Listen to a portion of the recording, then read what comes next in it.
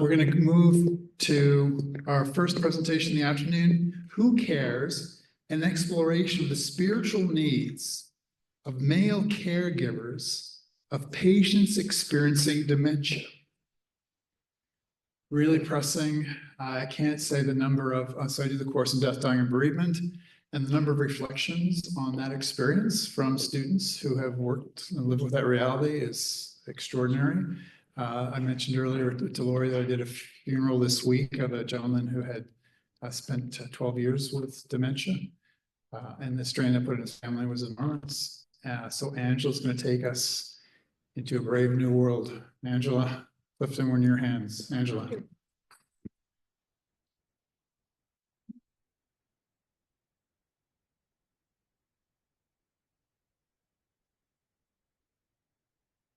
Here, got it. Well, thank you. Thank you all for being here. Thank you for giving us an hour of your time, or all day, or 3 days. It's wonderful. And all those who are participating online, it's appreciated. And thank you to Dr. Clark for your guidance through this process. Appreciate it.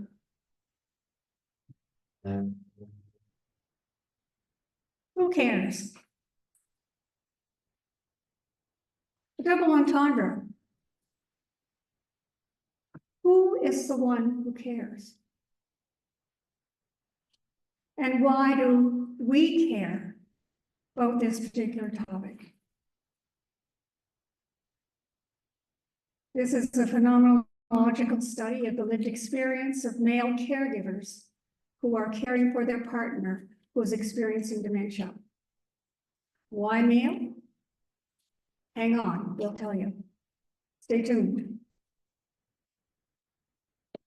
In a prior career as a registered nurse and as a parish nurse, I've encountered many individuals experiencing dementia in all of its forms. Before I go any further, I do need to say that some of my greatest joys as a nurse and now as a minister have been in caring for people who are experiencing dementia. They have a way of being present in the moment that can cause one to stop and momentarily reconsider the meaning of that present moment, often in a humorous way. It's a gift. And it's as if they have this moment of clarity.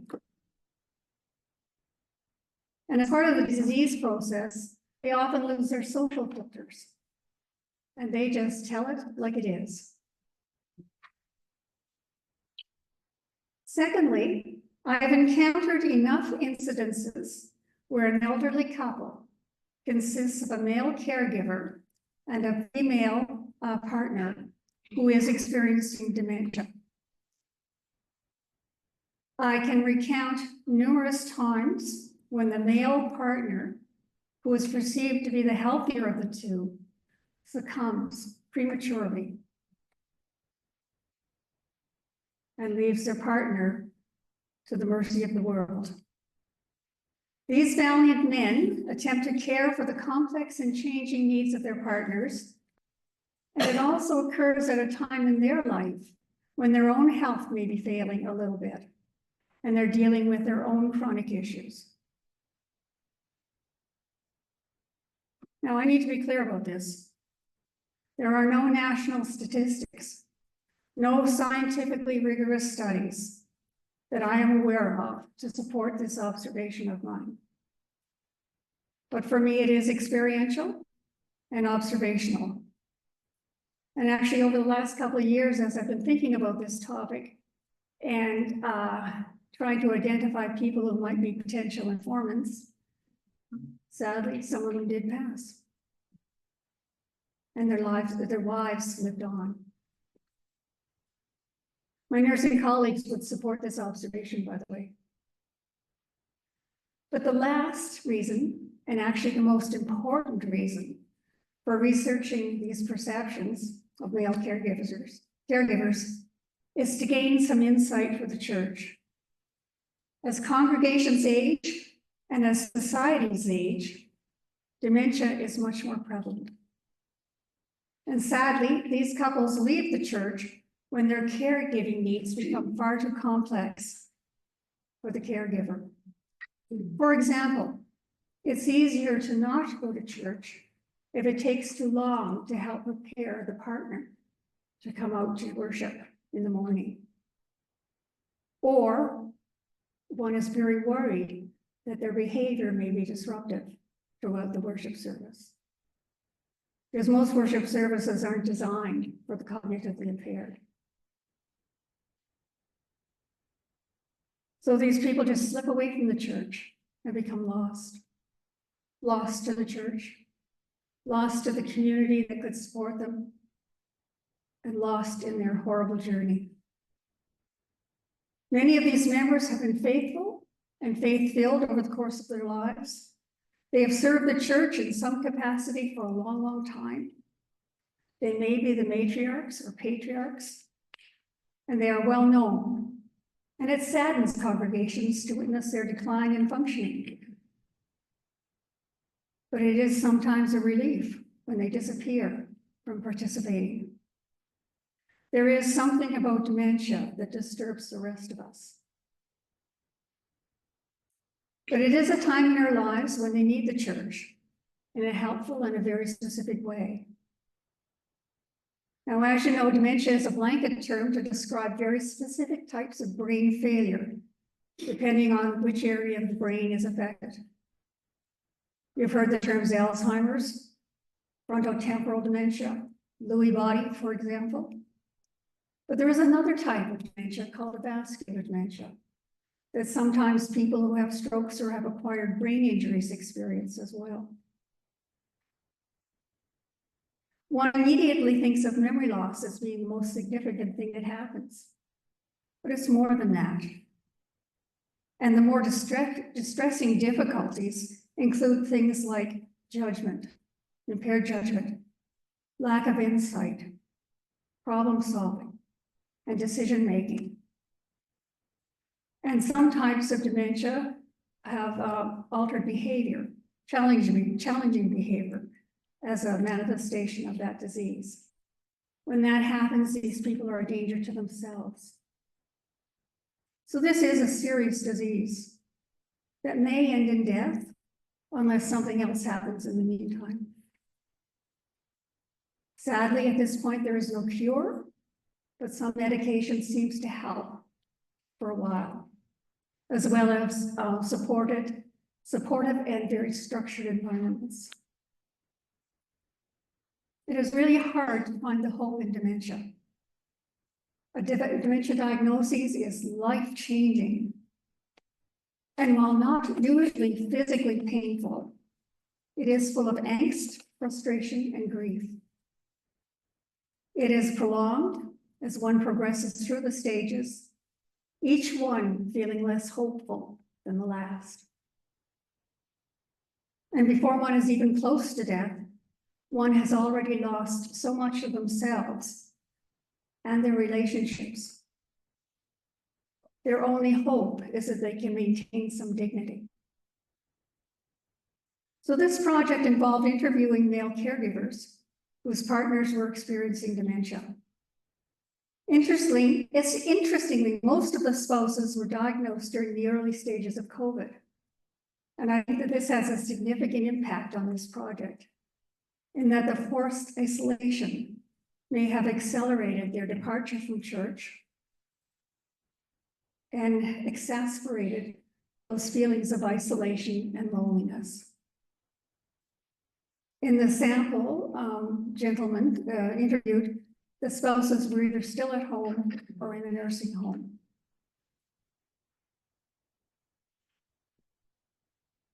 A little bit of an outline.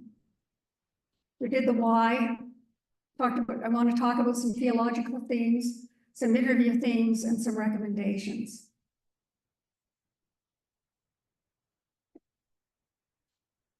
Theological themes. I want to ground this theological discussion beginning with the parable of the lost sheep. Oops, pardon me. From Luke 15, verses 4 to 7. Couples often give up coming to church for a variety of reasons. They become lost to the church, often after years of vibrant involvement. And as they lose more of themselves, it is like their spiritual side ceases to exist. Yet, growth and development theorists like Piaget and others state that there are generative tasks of aging. For example, finding meaning and purpose in that aging. Still having very strong needs for affiliation and affection, or love and belonging. Needs to forgive and be forgiven. Maintaining a relationship with the transcendent, and coming to terms with the life that was theirs to live. Each of these becomes more and more difficult to achieve as one advances in their dementia. When a person leaves the flock, congregation, much is lost. For example, long-time relationships, including one's relationship with God. Sources of strength and support from a supportive community. Loss of a sense of belonging. The next theme I want to address are the concepts of hell, purgatory, and martyrdom. Because it would be easy to think that these concepts might be front and center for the caregiver. None of the participants expressed anything even remotely close to this. And while I can imagine that some might, because of that reason, because they did not discuss it, I'm not going to discuss it in any depth. Hell and purgatory are rather amorphous. There are some descriptions of hell in the Bible, but not much on purgatory, other than the harrowing of hell used to depict Jesus' descent after the crucifixion and before the resurrection to redeem the lost souls. It is described by various theologians and writers as having flames of fire and a place of eternal damnation and pain. Martyrdom is the taking on of suffering to the point of death, usually for religious reasons. The word means witnessing, as in the faith of the disciples who were sent out to spread the good news, many of whom were martyred. It was and is seen as a path to salvation. But as I said, these theological concepts did not apply to the gentlemen that I interviewed.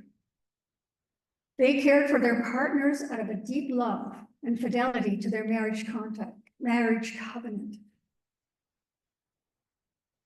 The next theological theme is ecclesia. Ecclesia refers to a gathering of believers who have been called out from the world to belong to Christ and to function as his body on earth. The concept of ecclesia is foundational to understanding what it means to be the church, how we are in fellowship together, and what our mission is as the body of Christ. And we need to remember that God has called us to be the church. So the purposes of ecclesia are far-reaching. We are called to be lights in a dark world, Matthew 5. We are called to proclaim the good news of Jesus Christ, Mark 16. And we are called to care for our brothers and sisters in love, 1 Corinthians 12. And we are also responsible for sharing the truth of the scripture around us, 2 Timothy. And lastly, we are called to be faithful stewards of God's given gifts, Luke 16. If one member of the couple is experiencing dementia, they both live it. And this is true of most chronic illnesses. But the difference with dementia from other lethal diagnoses is that hospice and palliative care are often not viable options for the person experiencing dementia. Places devoted to ensuring that the dying experience is good are often deemed inappropriate, for someone experiencing loss of self, and especially somebody with behavior issues. So the caregiver often struggles through this journey alone and with minimal support. The church has a role of ensuring that the couple do not only stay connected to the church, but also the church is responsible for providing spiritual care and practical support, showing the love of God to others. The church is to be the light in the darkness, especially when no one else will do it. And the church is responsible for seeking the lost. Now, grief and loss. Many theologians have written about grief and loss. Jürgen Moltmann, Abraham Heschel, Dorothy Soleil, and many others have given much thought and much ink to these concepts to reconcile pain and suffering with God's grace.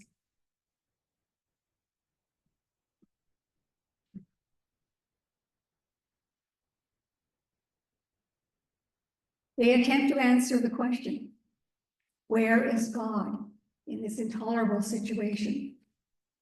And where is justice? I don't deserve this. Why am I here?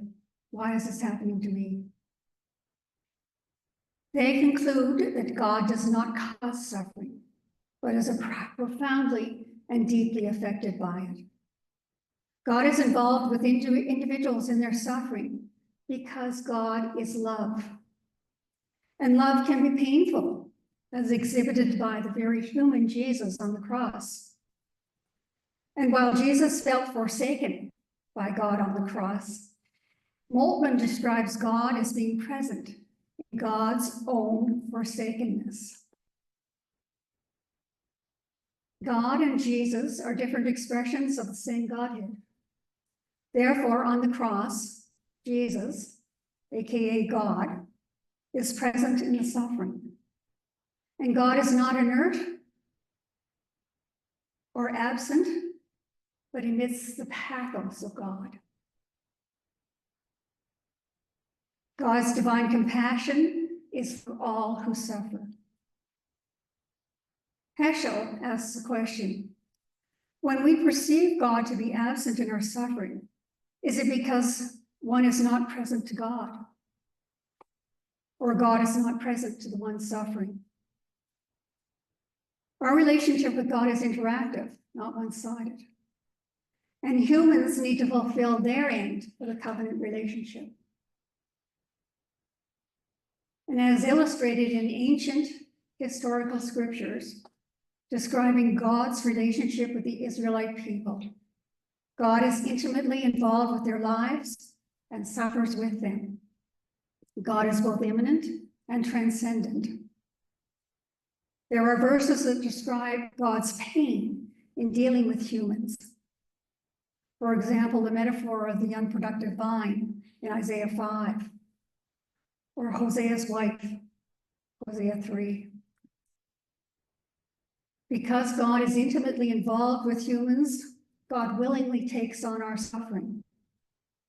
And God is faithful to God's covenant. God keeps God's promises. And in doing so, God transmits hope built on the expectation of those fulfilled promises. Rabbi Heschel states that, like Jacob, we must wrestle with God through the questions to find God in the answers. We need to reach out to God in our suffering. We need to remain connected and not assume that God's absent. We need to rely on God's grace in our suffering. And recognizing that the gift may not come until the end, the sufferer can be transformed as he himself becomes more compassionate and loving. The sufferer recognizes that God is good. God is love. And Bernard of Clairvaux writes that the last stage of loving God in suffering is when we learn to love ourselves for God's sake. God needs to know that we love ourselves as God's creation, and God loves us.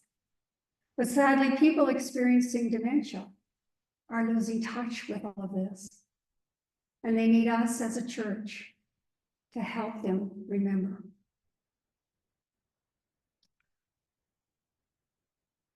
Well, some of the interviews.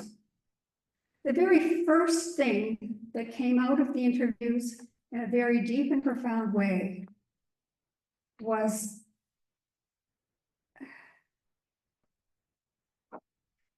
the gentleman speaking about the wonderful lives that they have lived with their wives.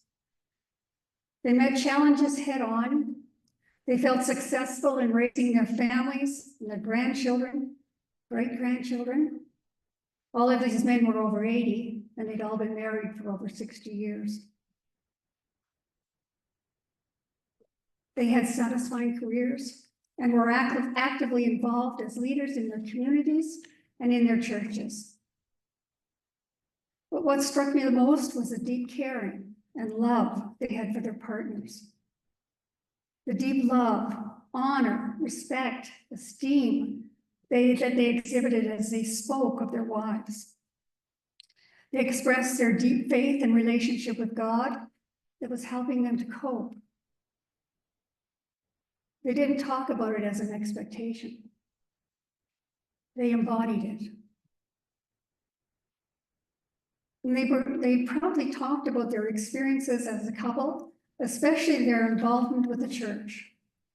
They felt called to use their gifts for the church, and in return, they received a sense of satisfaction and accomplishment for their commitments. Sadly, they all expressed being taken for granted. And as I said, they did not explicitly express that they were honoring their marriage vows when they were caring for their spouse. It seemed to be way more than that. They genuinely loved, honored, and esteemed their partners. They could not act any differently towards them. Nor did they state that they were doing it because of God's unconditional love. But they did feel they were living out their faith. And this was very evident. Surprisingly, in these situations, as in all situations, there are joys and challenges. The gentleman expressed challenges in terms of providing physical care as their partner's strength waned. Specifically, the best way to perform personal care tasks. And through a sense of trial and error, there was some shared humor, which was good to hear. But they also expressed how easy it would have been to revert to what we call procedural touch as they performed these tasks, as opposed to touch that would be intimate and loving. And this was perceived as a loss. In her advancing dementia, one wife taught her husband to cook. As she struggled to continue to prepare meals, he assisted more and more. And he gradually learned to do what she was unable to do. He is grateful for this shared time together and some of the joys that they shared.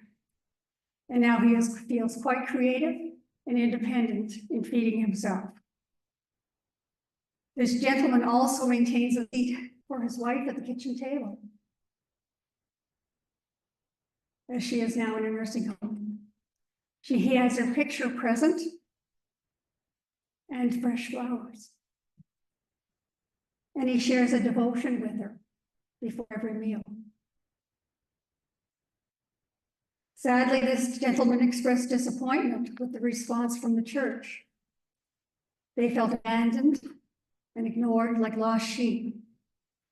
They had been good supporters of the church, and now when they needed it, the church was absent. There were no phone calls, no practical help, and in one case, a lifelong friendship disintegrated. And this was a loss that hurt very deeply. And they expressed some bitterness and anger at the church's lack of response.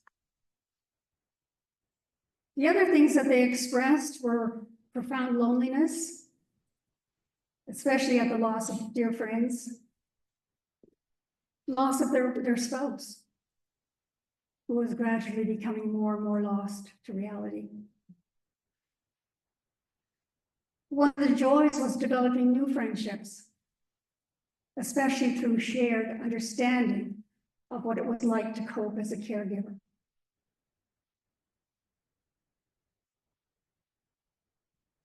So some recommendations. The men were not able to give me any suggestions as to what the church might do. But here are a list of some thoughts from others. Develop a plan for the church to support members who are experiencing dementia. Identify early on who is having cognitive difficulties. And as I said before, that includes not just memory loss, but impaired judgment, insight, problem solving, and decision making. Sometimes people with these issues remain in positions of authority for far too long.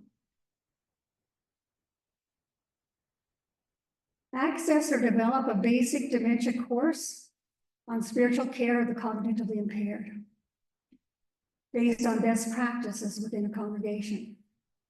Work with the Alzheimer's Society, work with other churches. Have volunteers prepared to intervene in worship if the caregiver needs respite or if the person becomes agitated. Think about what dementia-friendly spaces might be like and implement them. I talk about accessibility for all types of other groups. People experiencing dementia have accessibility issues as well. And now you're not going to like this one. I'll warn you in advance. Approach every elderly person with a healthy skepticism as to their cognition. Most of us would not like this to happen to ourselves. But there is a lot at stake. And it doesn't have to be complicated. Just spend a couple of minutes doing what I call shooting the breeze. Spend some time with them, talking with them about the here and now, and discovering whether you're on the same page or not. What they are saying, is it appropriate to the reality that you're both experiencing in the moment? And talk to the family if you have any concerns. Always, always, always take time to determine if the caregiver is okay. Inquire as to their well-being. This was a major concern for the gentleman interviewed, as people would ask about the spouse, but ignore him. And of course, there's the practical things like taking in prepared meals and using it for an excuse to visit, and create a short service to do in the home, but make it visual and experiential. People don't think logically when they have dementia. So following a usual order of service and how things go just doesn't connect. But experiential, visual things, stretching the right side of the brain mind. I'm starting to experiment with godly play. And at this point, I don't think it will be good for all, but maybe for some at certain stages of their disease.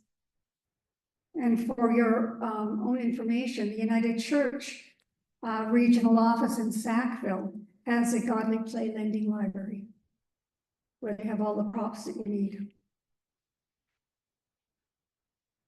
Spend time talking to the caregiver about his spiritual needs, his spiritual relationship. Talk to him about God. But know your limitations. Further professional support might be required. But remember that professional support in rural communities is scant. And the other complicating thing is that for a man to attend a professional appointment elsewhere, he has to ensure that somebody is in the home caring for his wife. So that complicates the issue. He needs to be assured that she will be safe while he is gone. So in conclusion, this project identifies a gap in pastoral care that affects, thankfully, only a small number of people, but in a profound way. The consequences of failed pastoral care are profound. There are many things that the church can and should do. Some are easy. Some require planning and preparation. And in closing, I want to tell you about Teeny. This story does not come out of this research project, but it is relevant nonetheless. I had the honor and privilege of caring for Teeny about 30 years ago as a nurse manager in Winnipeg. Imagine a miniature modelist, very, very arthritic, very, very tiny. But Teeny was experiencing a profound and deep dementia. She would doze peacefully in a recliner off and on throughout the day. And when she woke up, she would holler, and I mean holler, at the top of her lungs, "Oh God, oh God, oh God." And she had a good set of lungs, disproportionate to her size. I went into her room one day while she was hollering for God, and I said, "Teeny, why do you call for God?" She looked at me like I had dementia. And I knew in that moment that I had this persona that I needed to get rid of. It was a wake-up call. But then, in a moment of absolute clarity, do you know what she said? She said, "He listens to me." Like, wow. This, my friends, is why responding to the spiritual needs of people experiencing dementia and their caregivers is very important work. Teeny knew who she was and to whom she belonged. She was not lost, and she called to God for comfort and love in her difficult times. And she expected that love and support back as part of that covenant promise. She knew she was loved by God. So as clergy and pastoral care providers, we cannot ignore this segment of God's beloved people and their caregivers. Teeny illustrates that even in the deepest, darkest stages of dementia, God is still at work, creating, redeeming, and loving. And an afterthought, if you will, an addendum. Teeny's husband was an alcoholic, the side effect of being a caregiver. So be on the lookout for this. Not an issue for the men I interviewed, but nonetheless, an issue for some. Thank you. I invite your questions.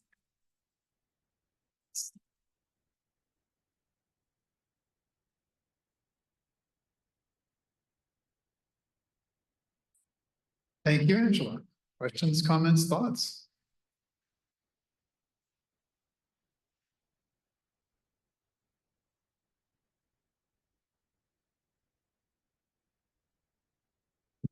Thanks so much, Angela. That's really, really powerful. I just want to name something that the congregation that I served for 26 years is now doing as part of its ministry, which is directly related to what you're speaking about. They have partnered with the organization that does Memory Cafe. Okay. And yesterday I popped in and they had a team of volunteers, mostly from the church, 20 folk who were present, 10 caregivers, 10 people living with the reality of dementia. for programming that only lasts an hour, but is, as you're saying, not memory-based. It's visual, it's musical, it's community.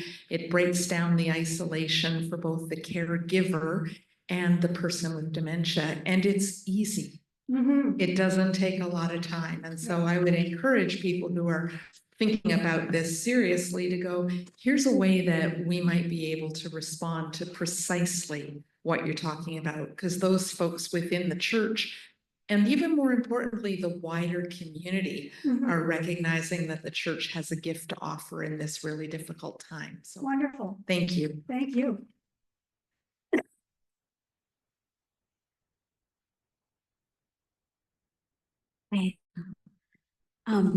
Since COVID, I've now lost 2 grandparents to dementia. And one of the most important moments I had when my grandfather's diagnosis first came was the Christmas the church invited my grandparents back. And they invited all of my grandparents' grandchildren to participate in the Christmas service. The bulletin was dedicated in memory of and in joy of them, in thanks of them. And that was a really big step in seeing my grandmother start to heal from a feeling of isolation. Yes. But we saw that isolation initially take place. And I wonder if you know of any steps we can take right when it happens to prevent that separation from really happening so quickly. I think it comes down to early identification and asking the question. Connecting with family to verify what your observations might be, and then getting right in there and helping them to stay connected. Too often we leave it until it's way too late, you know, but we're really reluctant to question people's cognition. And like I said, we should be healthfully skeptical. I hate to say it, but we should be.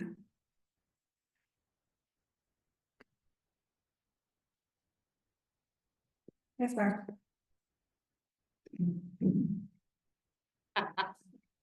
You could throw it, but I won't. Thank you, Angela. This is a topic that's near to my heart as my mom has dementia. I wonder if it's ever too, is it ever not too late? Like if the people that were suffering from the church not reaching out, is it too late for the church to reach out to them now? No, not at all. Reach out whenever you become aware. Thank you. Yeah.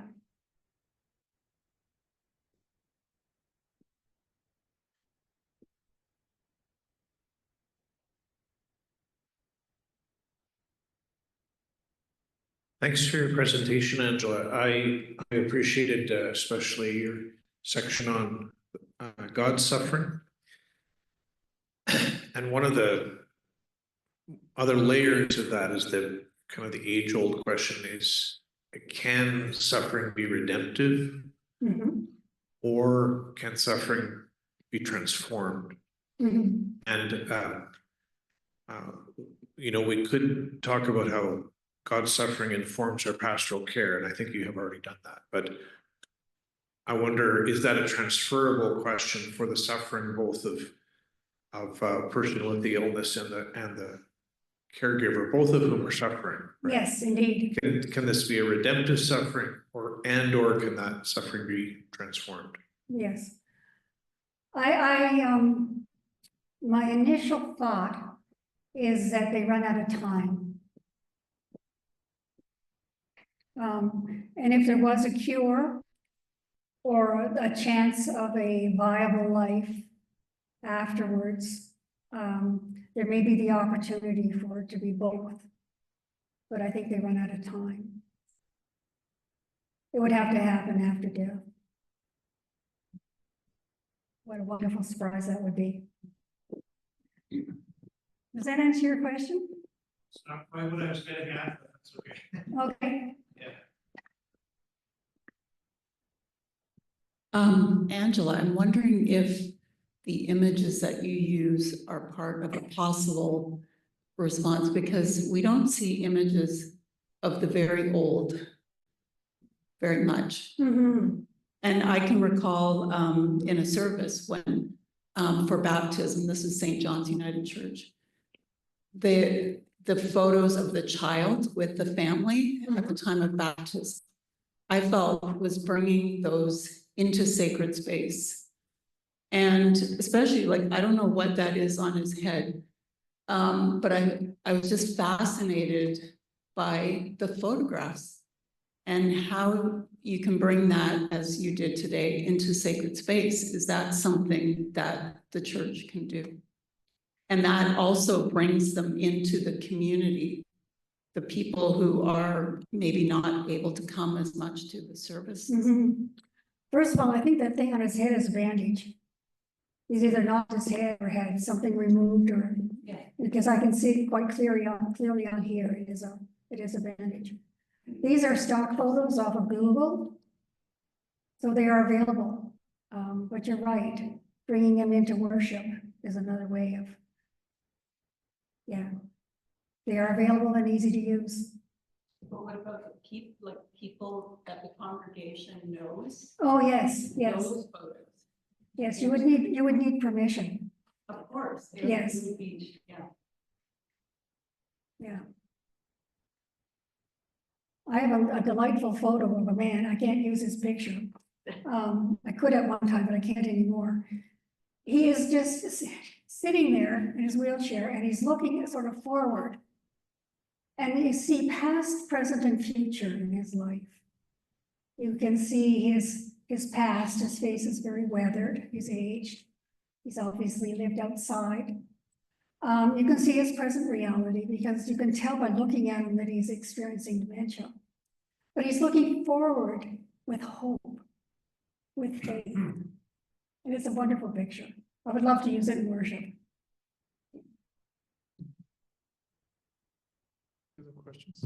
Just to build on Dr. Faber's question or comment, during COVID, I was in a parish and we put together the liturgy. So we'd have videos of people, maybe Katie might be reading or Tabitha might be reading. And when COVID was over, and so when you Zoom came to our church or Sunday online, you'd see, you might be in the living room or the backyard or the den or the deck.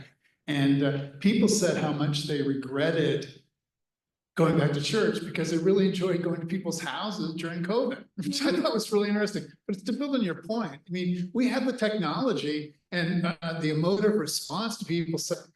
For people who are cut off or experiencing, which is a big thing you touched on, being cut off, but that if we could include people and just these are people in our prayers or have them say hello, we have the technology, we have the capacity to do that, which would be a wonderful link, and we don't forget them.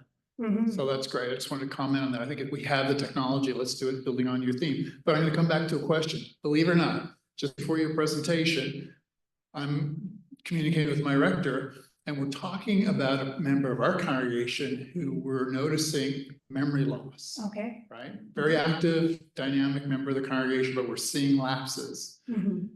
What should we do? Well, you probably should verify that what you're seeing is accurate. Yeah. So maybe perhaps confirming with the family and developing a plan to deal with it. Yeah. Okay, so what you're suggesting then is, because we both noticed it, both he and I have noticed it.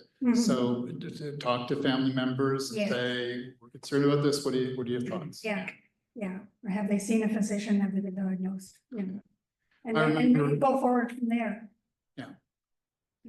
Interesting, Linda Yates, who Olive referred to earlier, had a familiar connection with me, and she had this, we did the same thing. So you begin to talk to people, we're seeing this.